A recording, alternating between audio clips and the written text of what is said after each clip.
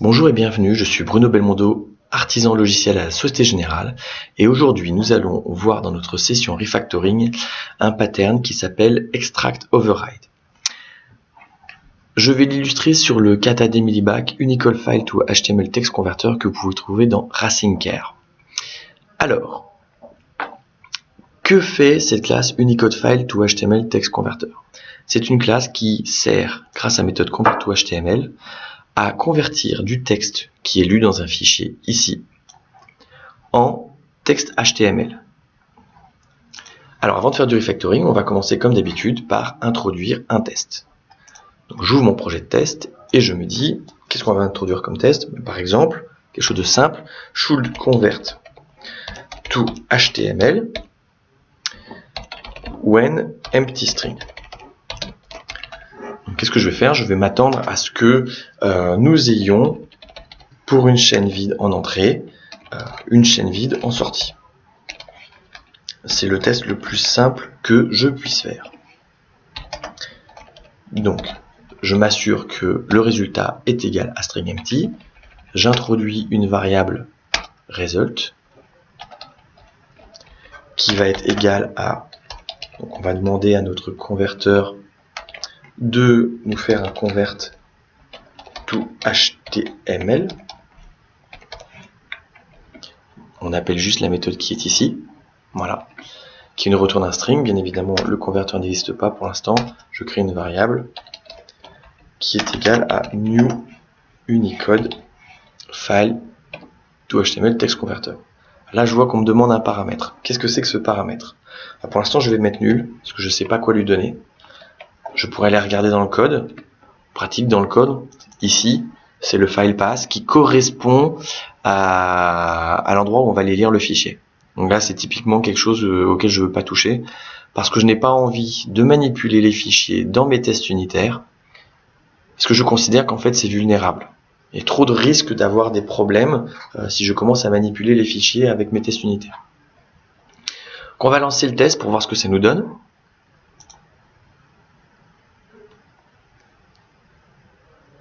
Et bien évidemment, nous avons un échec.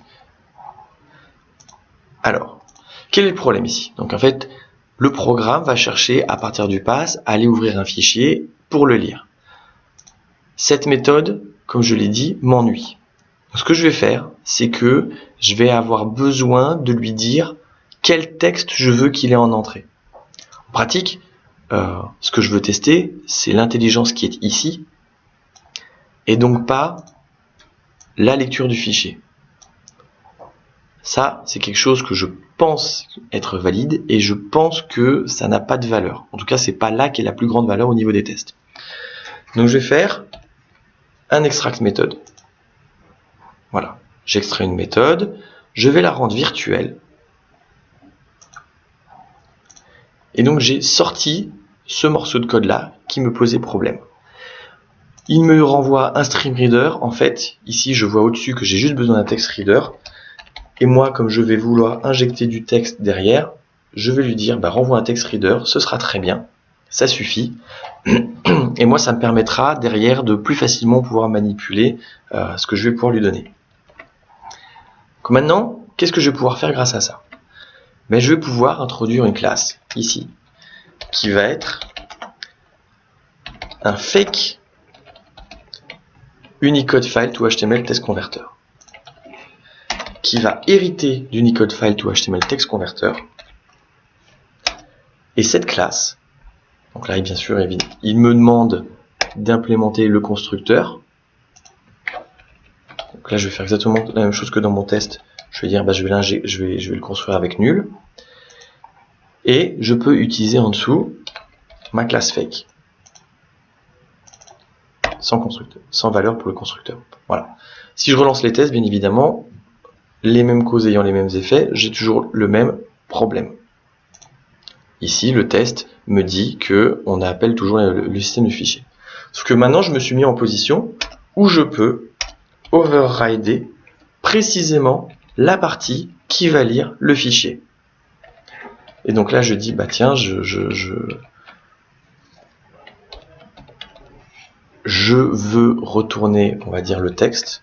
Le texte, je vais le définir sous forme de propriété. Voilà, un text reader. Et donc, je vais pouvoir spécifier à mon converteur, ici, texte. Je vais pouvoir lui préciser, on va lui dire un new string reader, auquel on va dire string.empty.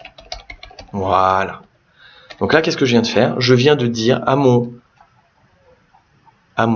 Unicode file to HTML text converter exactement quel texte il allait lire dans son fichier. En fait, j'ai détourné la lecture du fichier et j'ai injecté une chaîne vide. On relance le test. Parfait. Donc là, on va lancer un deuxième, on va instancier un deuxième test pour vérifier qu'on arrive quand même à obtenir des résultats, qu'on n'a pas tout cassé. Donc par exemple, when standard string, ok, j'injecte une chaîne normale. Par exemple, à la place de string.empty, je vais mettre sample text. Et quand je regarde le code, je m'attends à voir en fait qu'il encode sous format HTML ce que je lui ai donné et qu'il mette une balise à la fin. Donc, je m'attends en retour à avoir sample text avec la balise à la fin qui est ici. Je la copie, je la colle et voilà. Je relance le deuxième test.